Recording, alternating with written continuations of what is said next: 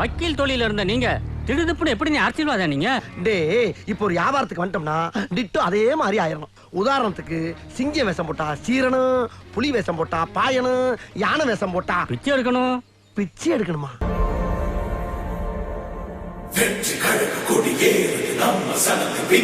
Finance மூலம் என்னடி இது?